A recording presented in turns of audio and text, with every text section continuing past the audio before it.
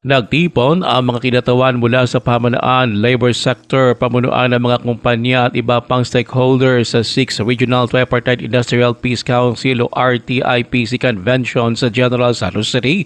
Layo nito na palakasin muli ang social dialogue at sama-samang pagresolba sa mga labor issues sa Sox Region. Sa kanyang mensahe, ipinahayag naman ni Labor Secretary Benvenido Laguesma ang pangako ng kagawaran sa pagpapalakas ng tripartite cooperation, paggamit ng makabagong teknolohiya at pagtatag ng aktibong network sa industriya na nagbibigay dangal at suporta sa mga manggagawa at negosyo. Lumahok ang mga delegado sa iba't ibang talakayan tungkol sa mga bagong pulisiya, labor jurisprudence, employment planning, responsible business conduct at mga nagawa ng Regional Tripartite Councils. Sentro rin ng talakayan ang pagpapatuloy ng collaborative na pamamahala at pagpapahusay ng productivity at compliance sa iba't ibang industriya sa Rion 12. Ruel Usano, NDBC Bida Balita.